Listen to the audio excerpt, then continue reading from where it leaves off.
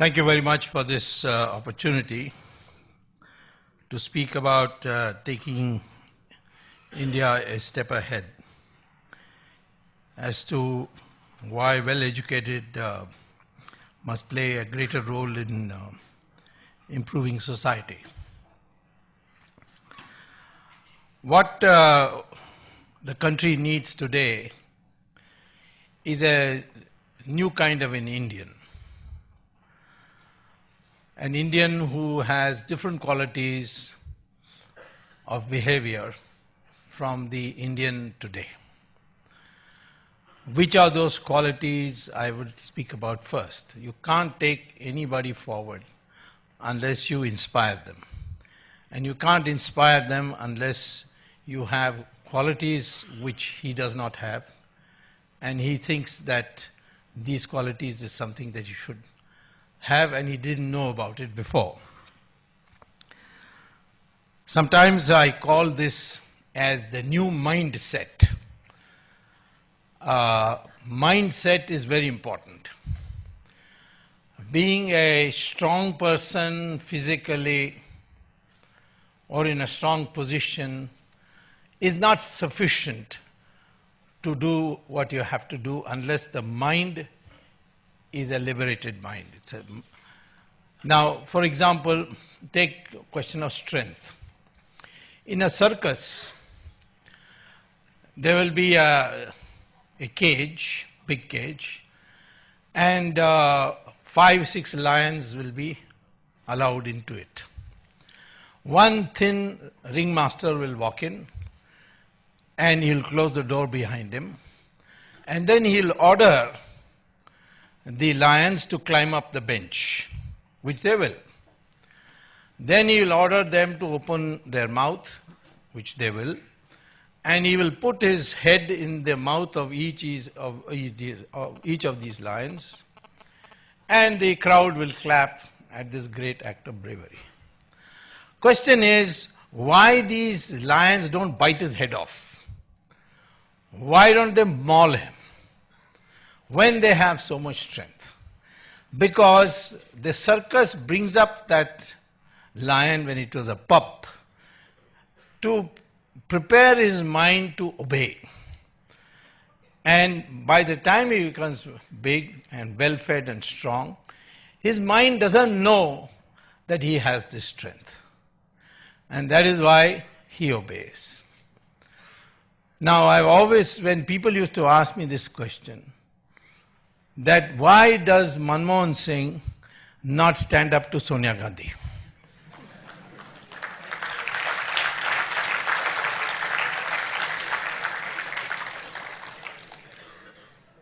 Now, the reason is, and of course, Manmohan Singh in Sanskrit also means lion, by the way. Because Manmohan Singh has been brought up this way, that he must obey. I've known Manmohan Singh for almost 45 years. I knew him as a professor. And he was a man of personal great quality. And that personal great quality was in terms of decency, culture, honesty. But he would never challenge authority. So in one word, he had personal character, but not national character. National character is that character which is necessary for building a new India. Personal character, you have personal qualities, that doesn't make the changes in society. Similarly, if your mind is prepared in a certain cowardly way, even if you are in large numbers, you will not be able to defend yourself. In a jungle, if there are, say, 1,000 goats and one tiger comes, the majority is with the goats. But the moment they see this single tiger, they all get frightened and run hither-thither till the tiger chases one of them and makes up for his lunch.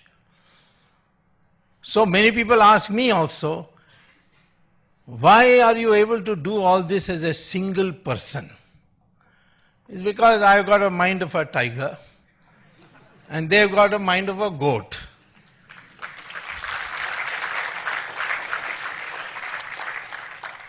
So when you want to take this country forward, first you learn to improve yourself. First you learn to be something of great value. We have had in our society such individuals. Take Rana Pratap. He did not lead you to any victory. In fact, he lost everything. And in the end, he had to hide in a forest, and for food, he took grass, dried it, made it into paste and made chapati out of grass, which has a lot of protein, and lived on it. All that Akbar asked him for, and Akbar sent his cousin from Jaipur called Man Singh, that accept me, Akbar said, as the Badshah of India, as the Emperor of India, and I will give you back everything, all that you have lost. And his cousin argued this, see how well I'm living. But he didn't agree. He said, no, I will not accept him as the Emperor of India. Then his cousin said, you're going to spend all your life eating chapatis made out of grass. What are you going to get out of it? He says, what I'll get out of it is future generations, mothers will name their sons after Rana Pratap, but on your name they will spit. That is enough for me. This is what he said. And our society, our culture worships such people almost equal to victors. Shivaji was a victor, but his status is the same as Rana Pratap. And Shivaji himself used to say, I'm descended from Rana Pratap. And you'll see many other such examples. Rani Jhansi, she didn't lead you to victory. A great heroine. In your Karnataka, there was Rani Chennamma. Subhash Chandra Bose, he didn't lead you to victory. But he is considered almost on par with Mahatma Gandhi. So our society originally was this way. And that is why we became such a prosperous country with tremendous intellectual attainments that people used to, from all the world, used to come to India and learn from India. The Chinese travelers came, then the Europeans came. In the beginning, all of them were completely agog with India. India spread its ideas to the whole of Southeast Asia without conquering anybody. It was purely by preaching. So, therefore, I would say that the first thing you need to do is to develop a mindset.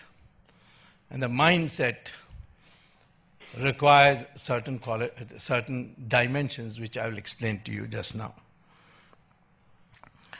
Now, in our first quality you have to have is when you work towards a goal and you don't achieve that goal, if you feel depressed about it, then you have not a developed mind. If your mind is, I will work towards this goal, if I don't achieve it, I will try again. This was the quality of many people. Some we like, some we don't like. Muhammad Ghori came maybe 16 times, 15 times, I don't know, but number of times. Each time defeated by Prithviraj Chauhan. But Indian tradition was, if you apologize, you forgive him and send him. And so Prithviraj Chauhan sent him back each time.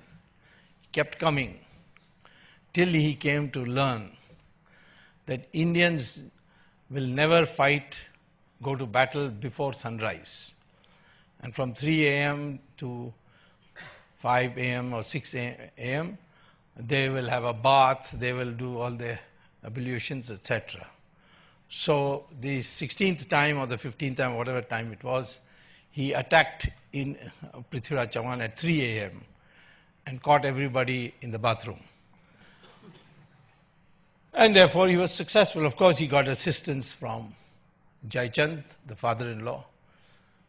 And Jai Chand wanted to take revenge against his son-in-law, helped Muhammad Ghori.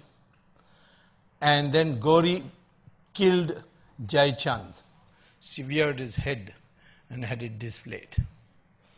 But see the mindset there. He wanted to take revenge. He was successful in taking revenge because Ghori defeated his son-in-law. But in the process, he opened the doors of India to Islam. Look at the mindset of Godse. He killed Mahatma Gandhi because he was anti-Hindu. But who did he empower in the process? Jawaharlal Nehru, the biggest secularist or pseudo-secularist, whatever you want to call it, who completely retarded the process of Hindu Renaissance in our country. Hindu Renaissance doesn't mean that it is against Muslims. We have certain minus points in us which has been accumulated over centuries. We want to get rid of it. We want all Hindus to think of themselves as one. And incidentally, science supports that. According to DNA studies, all Hindus around the country, whether they are Brahmins, scheduled castes, anything, whether they are North Indian, South Indian, they have the same DNA. You can read the Journal of Genetics published by the University of Cambridge or the University of Texas, Houston, or Mysore University. They all have done studies on this, and the DNA shows that we are all the same. Yet, the British, who understood that this was a dangerous idea, developed this concept of Aryans and Dravidians. There is no such word as Aryan in our scriptures. There is the word Arya. Arya means gentleman only, civilized person.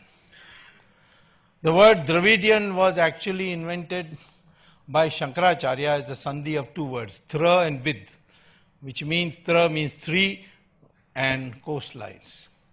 The Bay of Bengal coastline, the Arabian Sea coastline, and the Indian Ocean coastline.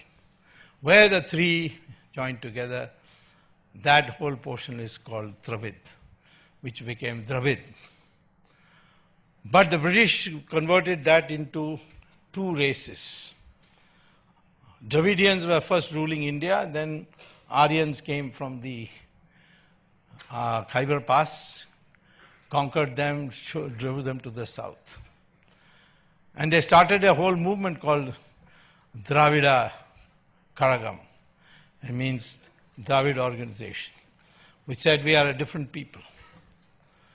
And they decided to do everything different from what the so-called Aryans of the north were doing. We celebrated the Ram Leela because Rama went from Ayodhya and killed Ravan, and Karunanidhi decided to celebrate Ravan Leela. He said he is our God. I did some research on Ravan and found that Ravan was born in a village called Bisrak in Noida near Delhi. Then how did he end up in Sri Lanka? He went to Mansarovar and there he did tapas in the name of Lord Shiva. Shiva then gave him a boon. With that boon he said, which shall I conquer? And he said his cousin Guber had beautifully developed Sri Lanka. So he went to Sri Lanka, captured it and became its king.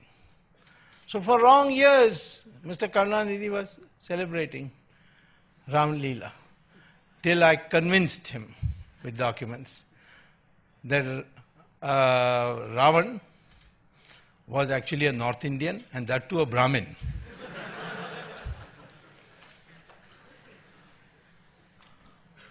And now he doesn't talk about Ravan. But he is still not reconciled to this North Indian called Ram. I remember once I was arguing in Supreme Court saying that this Setu Samudram project, which was a pet project of Karunanidhi, should be scrapped, and we certainly will not allow Ram Setu to be broken. The canal, the causeway which was built on Ram's guidance. And the court, of course, accepted my point of view, and so that proposal is now finished. But in the process, when I was arguing, the papers quoted me as saying, what is the origin of Ram Setu and so on. So Karunanidhi got upset, and he said that who's Swami to call this Ram Setu? It used to be called as Adams Bridge. Was Ram an engineer? Which engineering college did he go to? Next day he fell ill.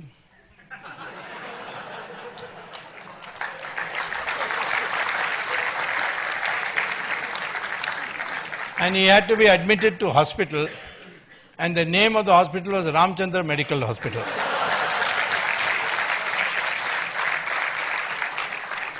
So I wrote him a letter that thank God that Rama has got an MBBS at least.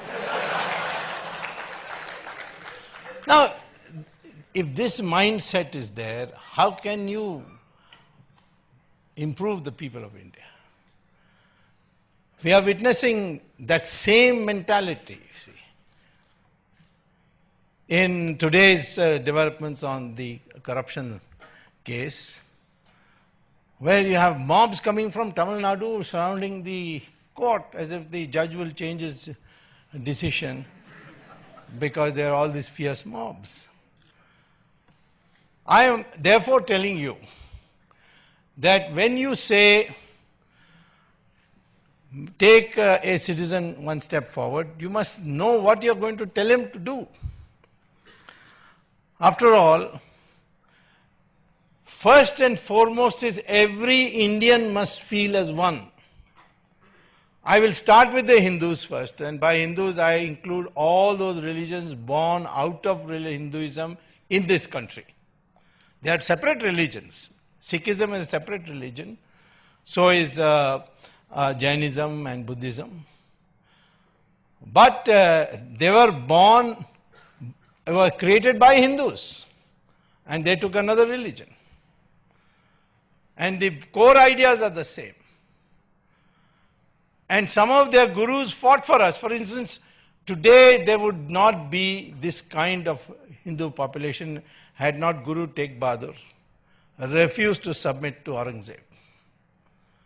And what hell he went through. He saw his own disciples being sawed into two.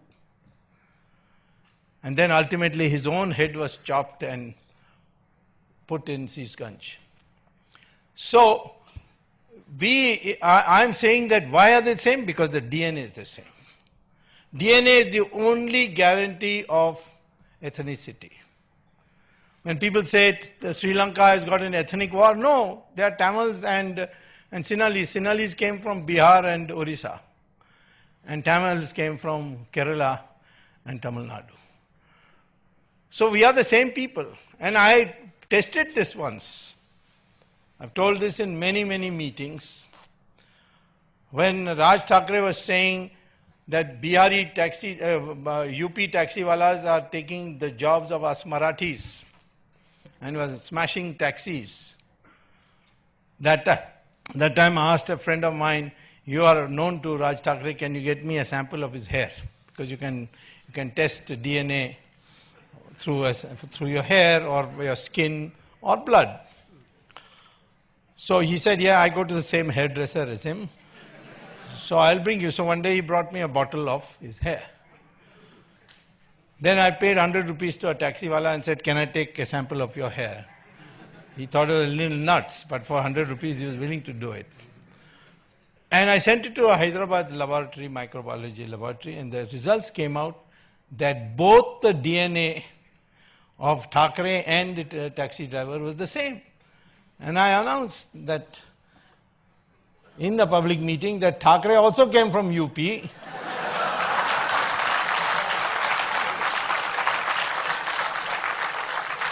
And I'm ready to prove it on a platform, because you get mobile testing units. Now, the surprise is that Brahmins and scheduled castes also have the same DNA. Hindus and Muslims have also the same DNA. Of course, Christians too. People say, no, the color is different. Color has got nothing to do with race. Color has got to do with pigmentation's response to the sun. If you are near the equator, the sun's rays directly hit you. If you take out your pigmentation, your color will be white. That's what happened with Michael Jackson. He went to a doctor and said, take out my pigmentation, and he became a white man. So, I'm saying, therefore, the first thing that must be in your mind if you want to motivate somebody, please give up all these distinctions, particularly this Varna classification. Why? Because it was originally meant for discipline to be followed. It was never birth-based. You have an authority of Lord Krishna in Gita saying Varna Vyavastha is based on gunas. In our entire history, cultural history, you have a rishi, Maharishi like Vedavyasa, who wrote the Mahabharata. His mother was a fisherwoman. Valmiki wrote the Ramayana. He was born in a Dalit family. Kalidasa, the greatest poet we have produced, began his life cutting wood of branches of trees, from the branches of trees. The greatest rishi we had, rishi of rishis, was Vishwamitra. And he was born in a Kshatriya family. And therefore I say, and of course I have told you that Ravan was a Brahmin. Ram was a Kshatriya. Ram killed Ravan, but the Brahmins don't say, hey, this Ram killed one of us Brahmins, and therefore we cannot worship him. Nobody can says that. Because the duty of these castes, Varnas, caste has got nothing to do with Varna. The Westerners confuse caste and Varna. Varna is a four-way classification. And even where there was at a period, particularly after the coming of the Buddhists and then the Islamic invasions, a section of our society which became untouchables, according to the principles laid down at that time, the children of scheduled castes are not scheduled castes. And I illustrate this by saying, Dr. Ambedkar, he went to Columbia University, 1916, scheduled caste person going to Columbia University. Remember, Ambedkar was not his name. His name was Mahar, last name was Mahar. His teacher was a Brahmin whose name was Ambedkar, and he said, you can't progress till you change your name, take my name. That's how he became Ambedkar. He went to Columbia, wrote a PhD in economics, and his thesis by then contemporary standards is top class. Then he went to London, got a law degree, came to India, piloted the Constitution, Constituent Assembly, the Constitution, draft Constitution, became a noted jurist. And people in Congress party call him Bhim Rao. They never gave him Bharat Ratna. It was the Janata Party which gave him the Bharat Ratna. Jawaharlal Nehru went to Cambridge and failed. I don't think any Nehru has passed an exam.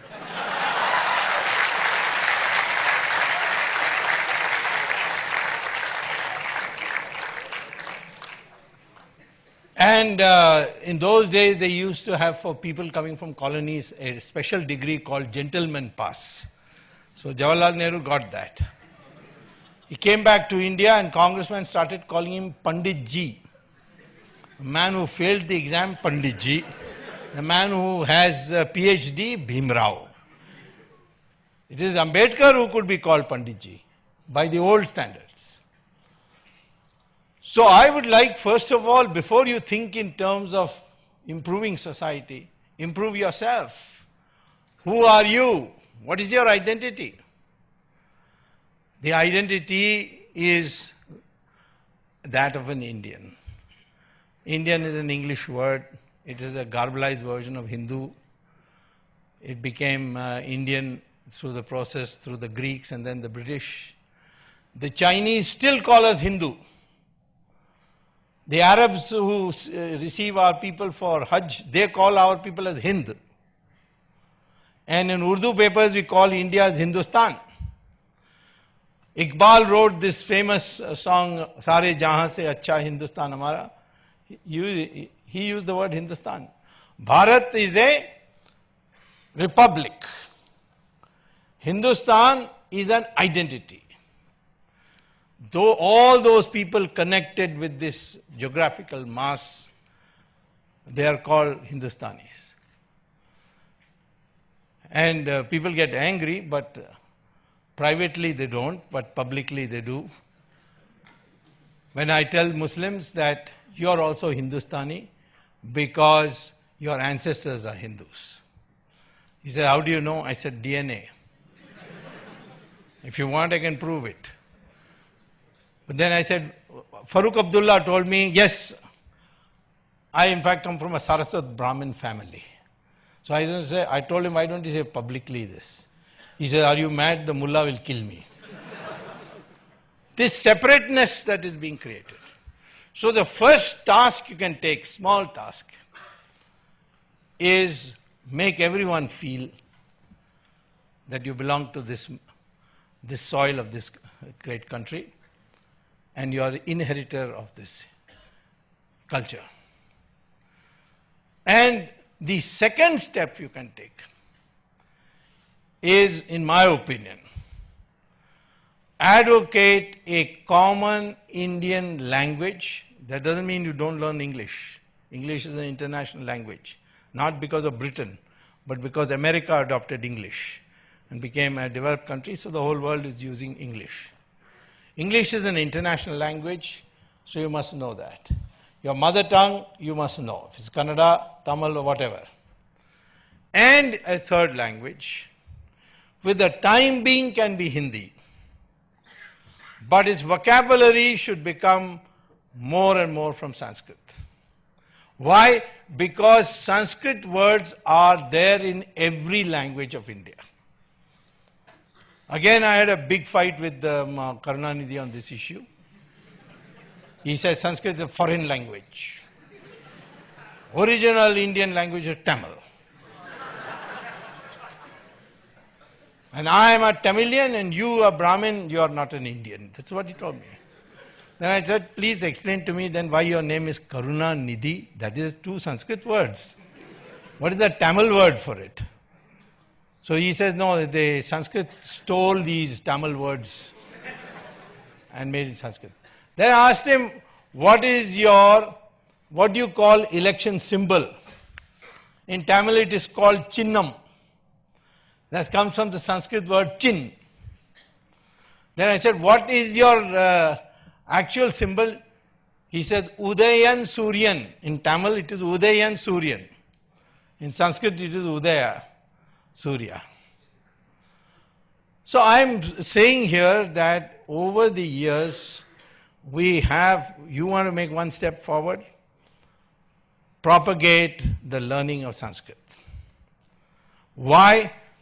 Because today NASA, after doing 20 years of research, has said that in the field of storage of knowledge in computers, in a single language, the field of artificial intelligence, the language most compliant to the computer is Sanskrit, and therefore if you want to study artificial intelligence in NASA today, you have to learn Sanskrit compulsory in the NASA.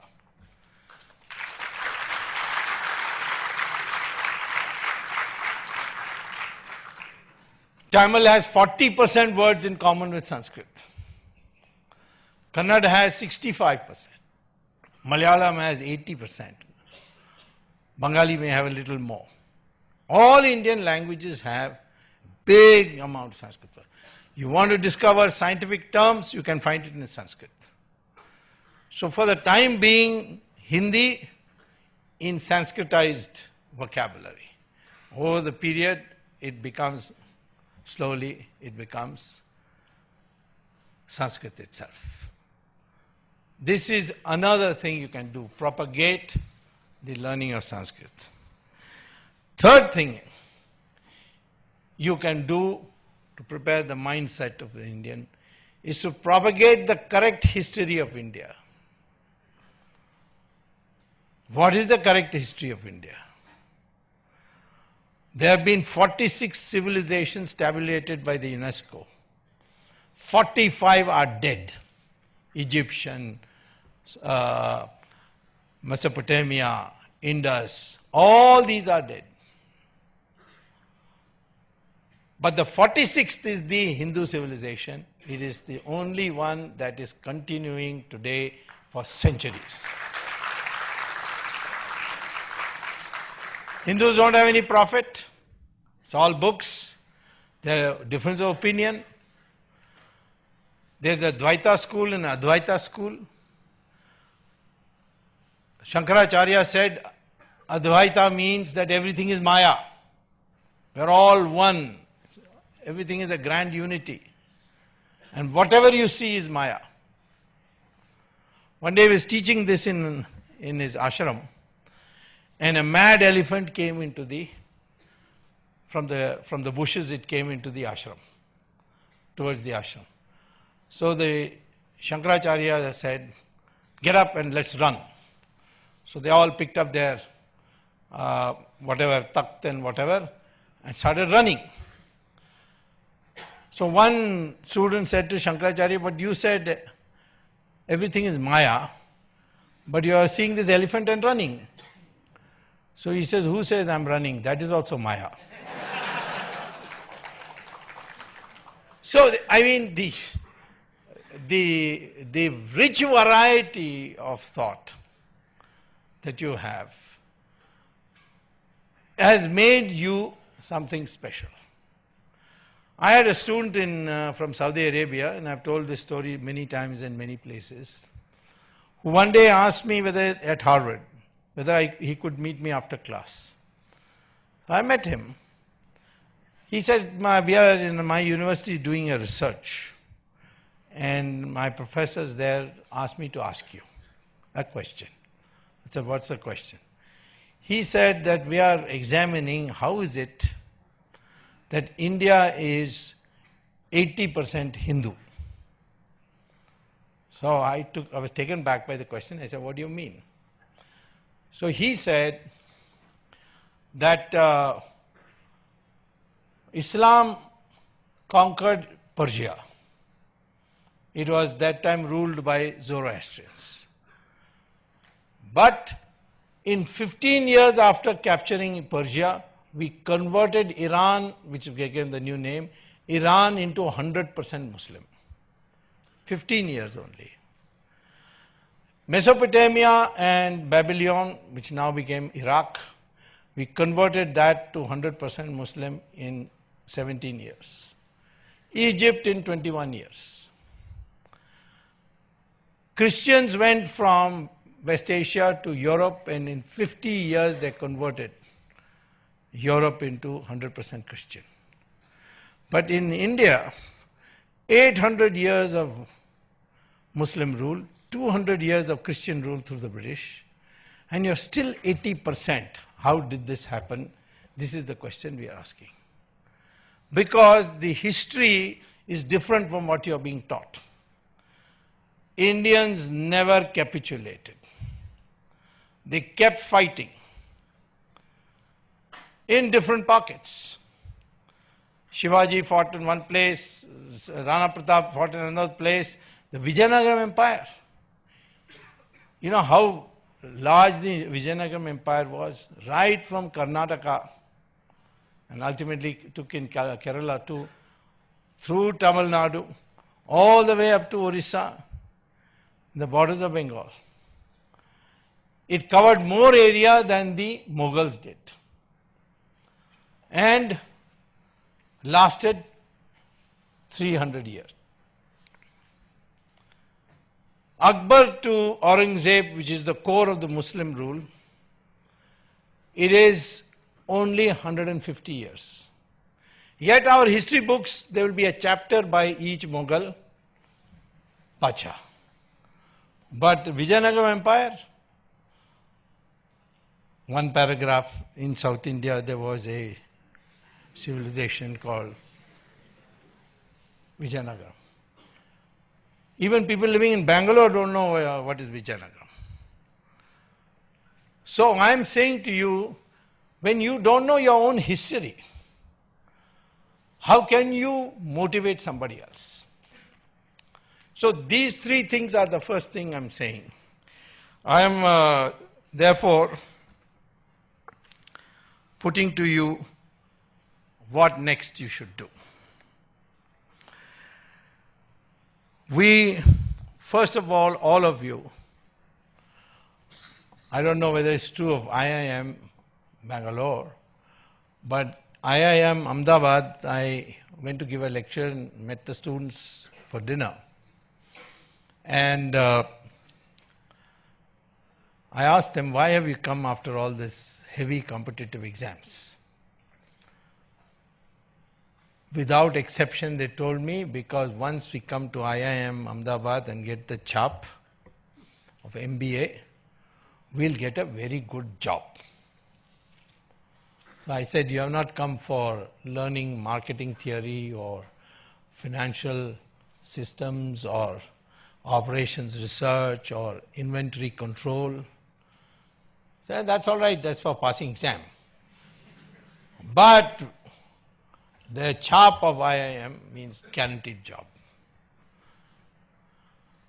Now it's a very tragic thing, because you can't spend your life just for a job.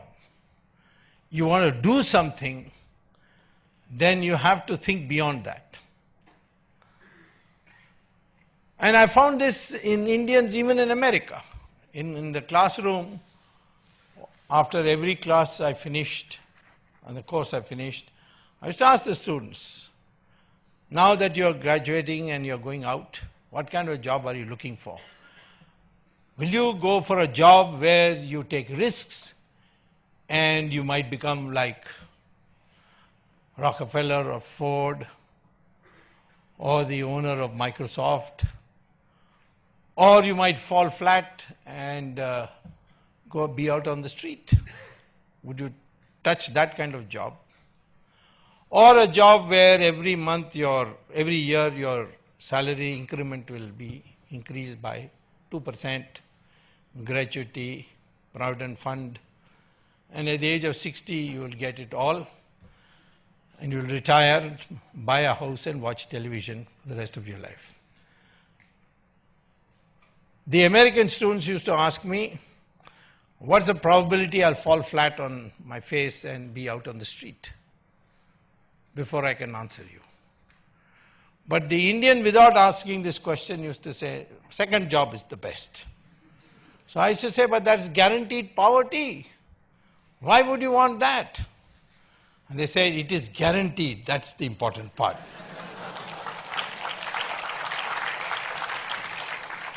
This craze for stability is what is the most dangerous. So first thing is, want to motivate somebody, teach him, encourage him to take risk. Not wild risk, but risk. You can never tell. But you can take risk only if your mindset becomes different. And there, I don't know about other religions, but I do know that Gita teaches you how to be happy. How to do something without suffering for it. It says that, Bhagavan Krishna says, you have freedom in this life only to take action. You have no claim on the reward of that action. If you do good deeds, I'll keep an account, and somewhere or the other, I will reward you. If you do bad deeds, you will suffer. May not be immediately, but sooner or later you will suffer. This is called the law of karma. Now if you accept that, then you can never be unhappy. Because if you have the satisfaction that I did exactly what I wanted to do, the action I needed to take, I took it. I did my best, I put my best ability for it to achieve this goal, but the goal was out of my hands, but I'm not unhappy because I've done my best. But most of us think in terms of, I am a failure because I'm incompetent, that's why I didn't achieve this goal. I can never tell, for example, that if your goal is not achieved, is that good or bad? I was a professor at IIT, full professor, at a very young age of 28. By Indian standards, that's really young because you could never become professor till 45. I don't know, Baidyanath might be an exception. But generally people become, it's a slow process. But I had already been professor there, so they had to make me professor here. Within 1 year, Mrs. Gandhi took the other Miss Gandhi, not this one. This one also has taken a dislike to me. She also took a dislike to me. I wrote a book against the Soviet economic system. I said you will always grow at 3.5% per year if you have a Soviet economic system. Bring in the market system, you will grow at 10%, which as a minister I was able to do. Later on, some 40, 30 years, 25 years later. But at that time, the Soviets had a tremendous influence, so Mrs. Gandhi was agitated. She denounced me in parliament. Everybody took the cue, and one day I was fired at 5 o'clock. At 5:15, I got a letter saying, you're no more professor from 5 o'clock. I went and told the director, how can you dismiss me like this? This is not a dukan that you can send out a chaprasi whenever you like. He said, I got orders from the top, so you go to court. I went to court, but I didn't get immediate relief. For 22 years, I fought in court, and I won after 22 years. And the IIT had to return all my back salary for 22 years.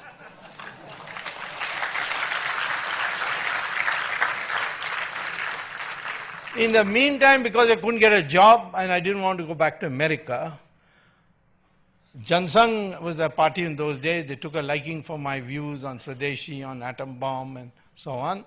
They sent me to Rajya Sabha. And thereafter I came to Lok Sabha when the Janata came. And then I was nominated by the government on the board of governors of IIT Delhi, the very body which dismissed me.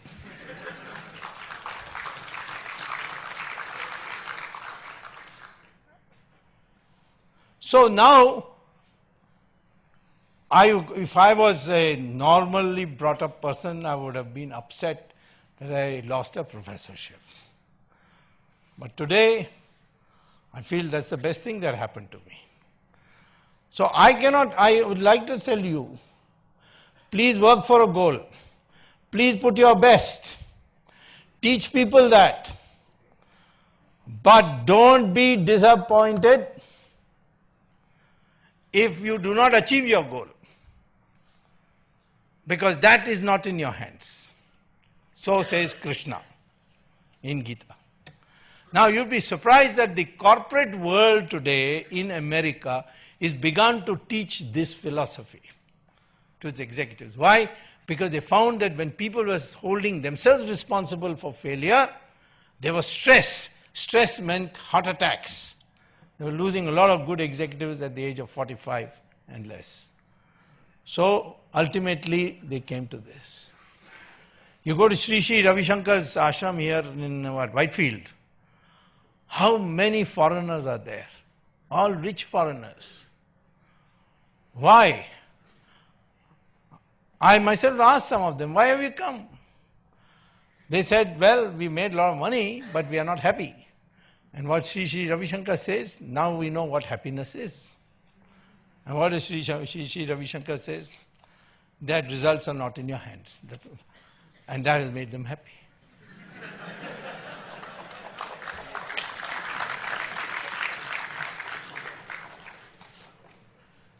You can see one thing in Google.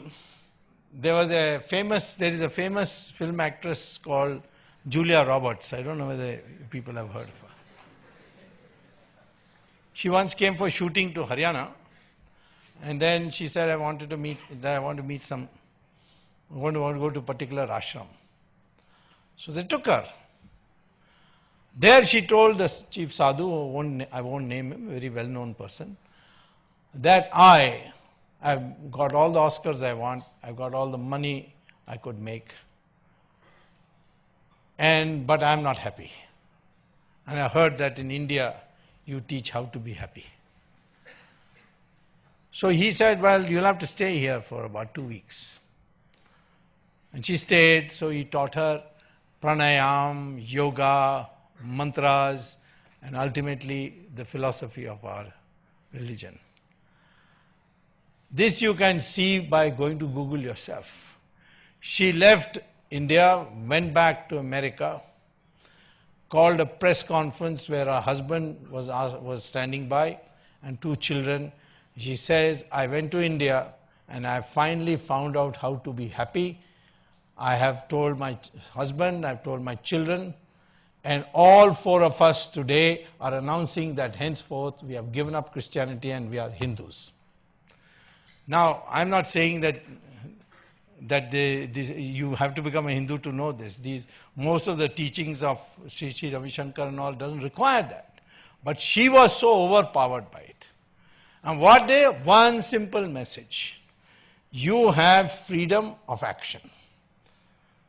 Do good action, somewhere you will be rewarded. Do bad action, somewhere you will be punished. With this philosophy, you can never be unhappy. Same thing in your class exams. You do your best. Study hard. Don't go to nightclubs. Don't touch alcohol. Don't touch drugs. So these are habits you have to have as a student. If you can do it and then study regularly. Before class, what the teacher is going to teach, pay attention in class, come back and revise what he has taught you. Then you won't have to study for exams. I have passed through all examinations, and on the day of the examination week, I used to be watching cricket. Because I had already prepared. Everything was in my mind because I was doing this on a regular basis. How people don't do any studies, then the last minute they do it. So here again I'm saying this is a question of moderation of your life. Now finally, what is intelligence? What you are learning in IIMs is cognitive intelligence. Recognize how products are differentiated, recognize mean variance in stockbroking, inventory control. These are all cognitive sciences. But you cannot be a person, evolved person, till you not only develop cognitive intelligence, but 6 other intelligences which our rishis knew about it, but now is being taught in American universities of education, in the Department of Education. The second intelligence is emotional intelligence, which means how to present yourself to another person so that he doesn't get repelled by you, he doesn't get annoyed by you, he sees the force of your arguments, you convince him. A whole book is now being written on emotional intelligence. You can get that by going to Amazon. Just put emotional intelligence. You'll get not one but many books. Third thing is social intelligence. And that is to modify your aspirations in such a way that society also prospers. Now, that requires a new outlook. You know, when I tell my friends about my early experience as a graduate student at Harvard, and I've told this to many audiences, and if you are watching my YouTube, you'll see it there also. When I started becoming graduate student at Harvard, my American classmate asked me, "Can I ask you a question about India?" I said, "What?" He said, "Why you Indians followed Mahatma Gandhi?" So I said, "I find that a peculiar question. Why you ask?" He said, "The man was not properly dressed. How can you follow him?" It's true, Mahatma Gandhi only had one langoti here, and his legs were bare, his body was bare, and people were following. I said, "In your country, you will have to be very well dressed to be a leader." He said, "Absolutely. His tie must be top class, his suit must be well, fitting, his shoes should be shining, and if he does, and he should have a proper shave. All these things, if he doesn't have, then we won't accept him as leader." You can see their leaders, all of them are very well dressed. Then I thought about their spiritual leaders.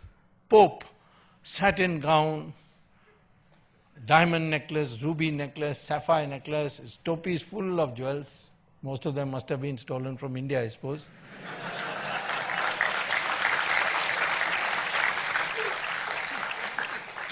So, but look at our gurus.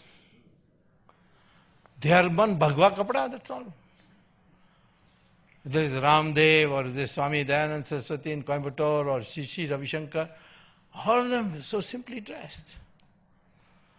So, what is it then about India that people you revere so much are not properly dressed by Western standards? In fact, I used to say when Chidambaram used to go to attend IMF, that be careful, don't go in this suit boot because they may mistake you for a butler or a waiter in a 5-star hotel. I'm very pleased to see Modi dressed like an Indian. So, I'm saying, what is it that about our culture that Mahatma Gandhi, Jayaprakash Narayan, and most of us in politics are very simply dressed, whereas not in the West?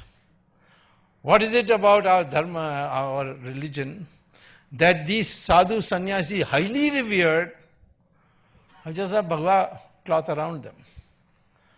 Then you go back and you see that there was a division of labor. That if you want to aspire to the highest social status, that cannot be done by wealth acquisition. It can be done by sacrifice and knowledge. If you have knowledge and you propagate knowledge and you have sacrifice, then people will revere you and listen to you. So these gurus, they used to live in a hut in the ancient days. They had no property, no weapons. But the Raja himself used to go to him. In our system, the Raja was not the policy maker. In the Western dynasty system, there the Raja could decide when to go to war, whose head should be chopped off, but not in our system. The Raja's job is to defend the country. But the policy will be made by those who think. People who made money, nothing wrong with it.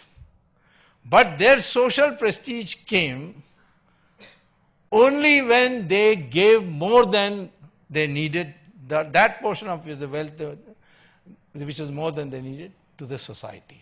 Philanthropy. That's how our system worked. And we have lost the way. Today, on the name of one-dimensional materialism, we have locked ourselves in. To what? To greed. Greed means corruption. Society will be corrupt if money becomes the deciding factor in structuring the society. Your rank in society depends on how much money you have. Then greed will come. By hook or crook, let me make money. I had this student at IIT, very bright student called Rajat Gupta. He asked me for a recommendation to go to Harvard. I gave him a recommendation. He went to Harvard Business School, became slowly rising to head of McKinsey, then of Goldman Sachs. And one day in jail, today he's in jail, like Ms. Jayalalitha.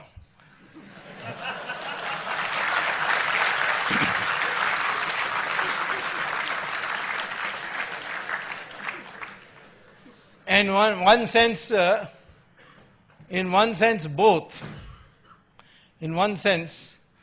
both are in jail because of me. Jayalalitha because of my criminal complaint, which I never gave up. And in case of Rajat Gupta, it was by accident. I had been telling the Americans, ban LTT, ban LTT. They banned LTT.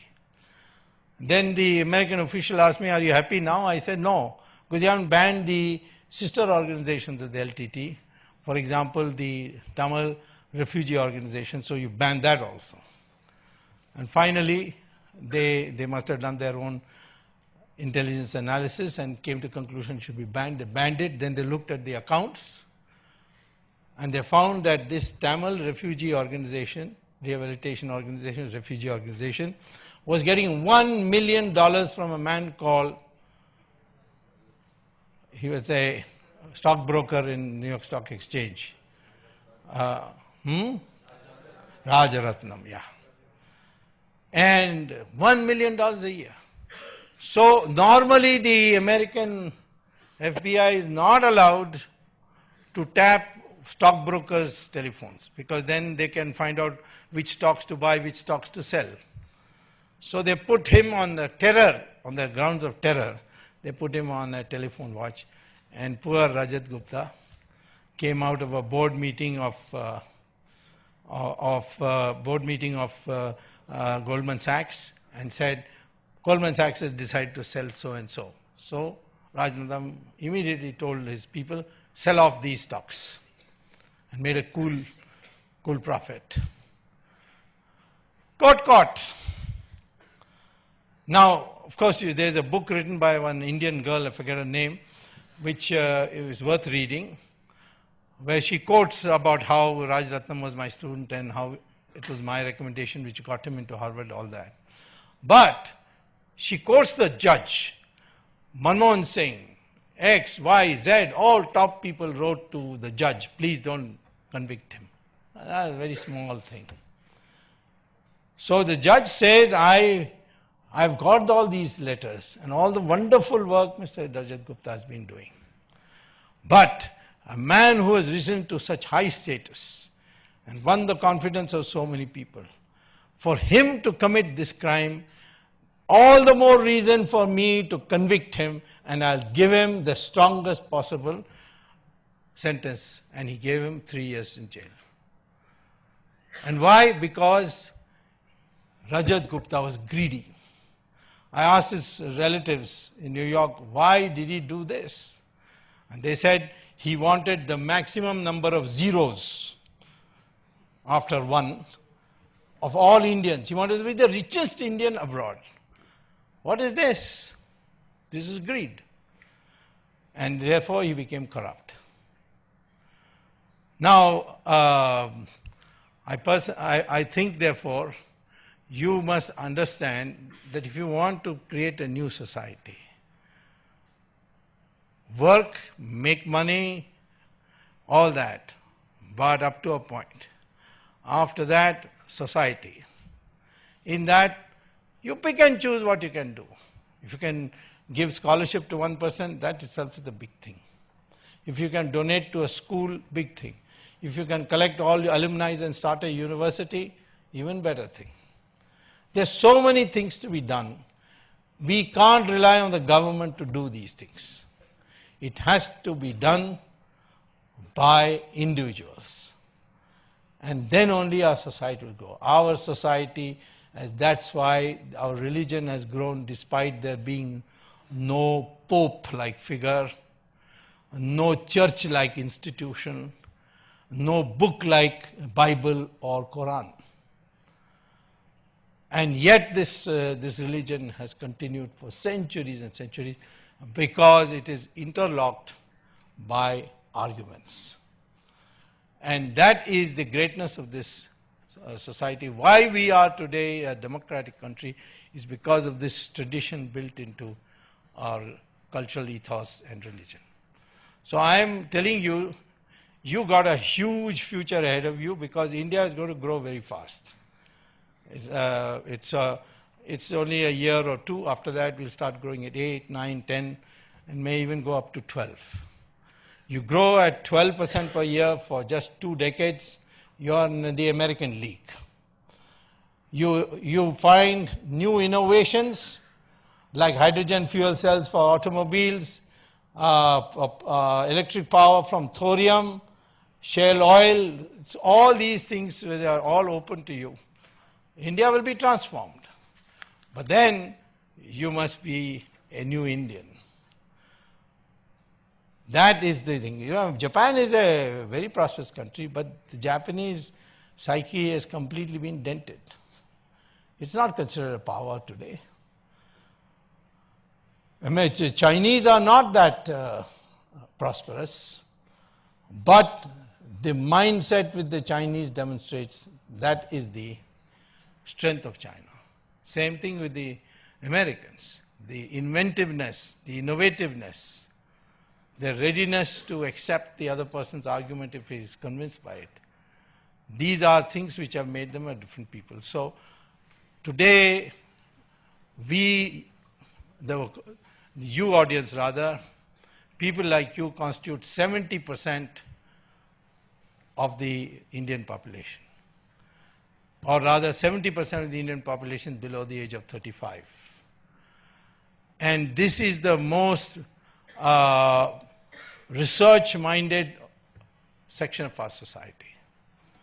And it is this which can transform the Indian situation. We have seen in our society changes which we may not recognize. In the 70s, it was railway reservations was a huge headache, I know it.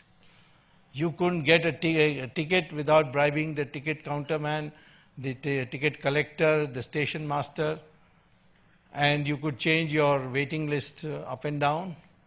Today it is vastly reduced. You can find out your position from a SMS.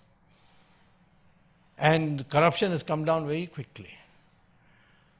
Therefore, our society is capable of this change. We have seen, be the agent of change, motivate others for change, be risk takers, but that risk should have sanction of those who might be affected by your failure.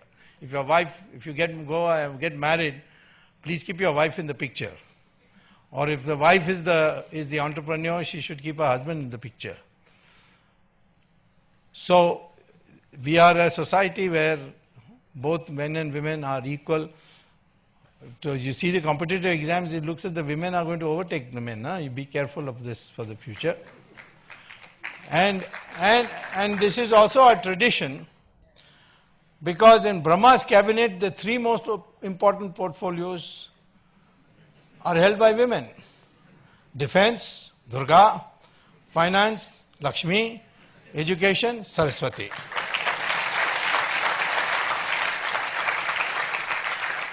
And I searched whether any male god got anything, and I found that information broadcasting was given to Narad Muni.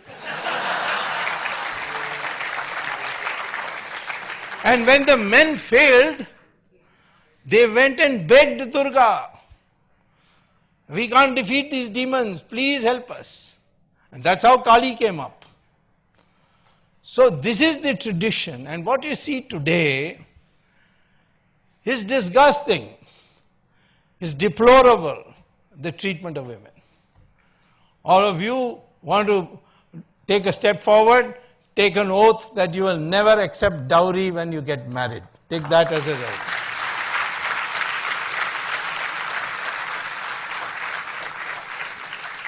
So all this country today needs is social change. We have demonstrated our capacity everywhere in the world. Today, collectively, to think as Indians and think in terms of problem solving, this is the most important contribution you can make to remake India as world number one. Thank you very much.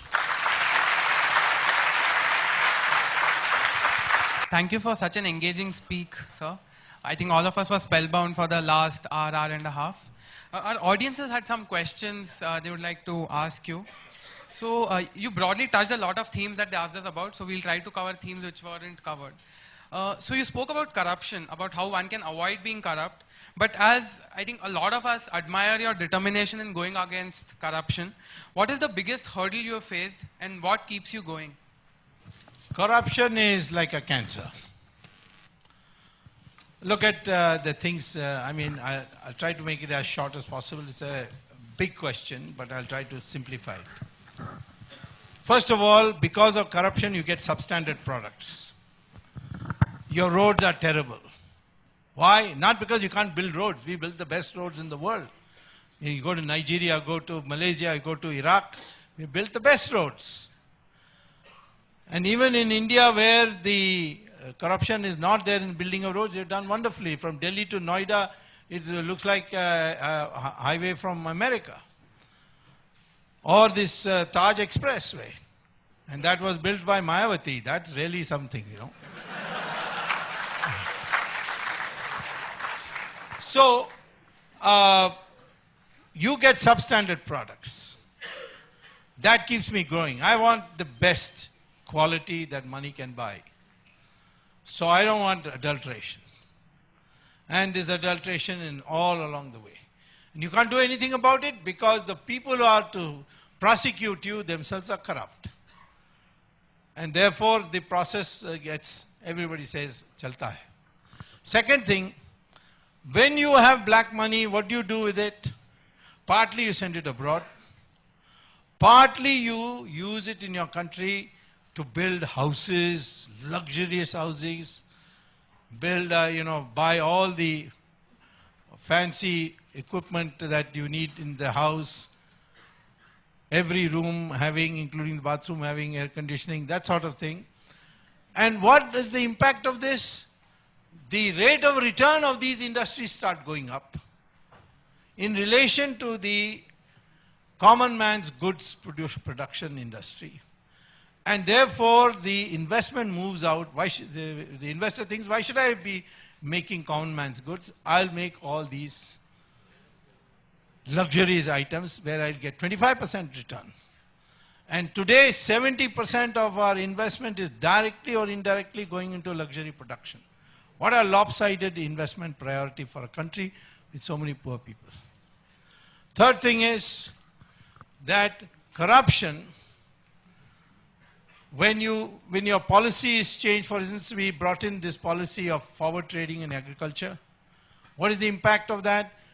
The industrialists, the rich people who have black money go to the wholesale market, the farmer accepts rupees, and there's no accounting for it because there's no income tax for agricultural incomes, and buys the produce in wholesale, puts it in cold storage, creates an artificial shortage, raises the price. And when the price really goes truly high, he brings it out. And that's why agricultural prices are now going like that. The economy is totally destabilized. Then the money you send abroad, you send through Hawala. Hawala means Dubai. Dubai means ISI of Pakistan. No Hawala agent can send your money to Switzerland and other places unless he gives the full data to the ISI of Pakistan. Where you put in money, whose money you put, and in what is the password for that account. And today, I will say frankly, that Pakistan has the capacity to blackmail many of our leading politicians because of this factor. Look at the cancerous effect on this. There are other aspects of it too, but I would say, therefore, we have to fight corruption. How do you fight corruption? 3 ways. First, where there is computerization possible, like if somebody wants a form from a government, he should not go to a government office. Because if he goes there, then the chaparasi has to be bribed. Then he has to be told, go and wake up the Saab. The Saab needs another 100 rupees to wake up. Money goes this way. If you can bring it down as a downloaded printing, you can reduce it. They did it with railway reservations. Second is, catch the big people and throw the book at them. That's the American way. They caught Martha Stewart for doing a very small, I'm sure many of you have heard of Martha Stewart. She used to come on TV for cooking and so on. She was a multimillionaire. She was in a party, she overheard a stockbroker telling another stockbroker that this particular company is going to fold up. She didn't ask him or he didn't tell her. She overheard it. She went home, called up her stockbroker and told him that, sell the stocks of this company. So the company next day collapsed and she had in the meantime sold. And then the investigators started looking at who are the people who sold out in the last minute and found Martha Stewart's name. So they investigated and found that she had indeed overheard this and she used it. And they put her in jail for insider trading. I asked people, how can you put Martha Stewart in jail for a thing that she overheard? They said because she was in high places, she should have known better, and therefore we have to set an example. Today, if I catch, now I caught Jayalalitha, I'm going to keep her there for a long time. But I am also working on sending Sonia and Rahul.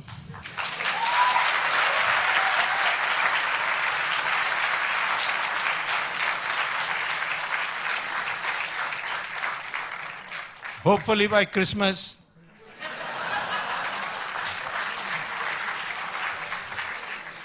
In fact, the jail superintendent of Tihar jail is known to me. He was jokingly asking me, pizza order karna hai ki nahi? Anyway, I catch these people, people get scared. I've never found it necessary to pay 1 rupee bribe to get anything done. Because the moment I come, they know my name. Baap re baap iska kaam kar dena hai. That is the way, so you catch big people. They will say it's politically motivated, this, that.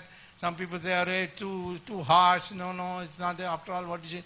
No, the bigger the person, the bigger should be the punishment. And third, develop this attitude that money is a means to an end and not an end. The society should not regard money as a means of making your social status. This is why I said that sacrifice is respected. And that is why when the ancient travelers came, they declared India is the most honest country in the world. Huasian came from China. So many people came. They said it because we do not value money when we look at a person's social status. So these are the reasons why I keep going. I have one birth defect. I have never been afraid of anything. So if you want to fight corruption, don't be afraid of anything. Otherwise, you can be scared off, you can be threatened, you can do a lot to make your life miserable. But because of the fact that they know that I will not bend, and another factor is that I publicize my enemies, but I never publicize my friends. So they don't know where my friends are.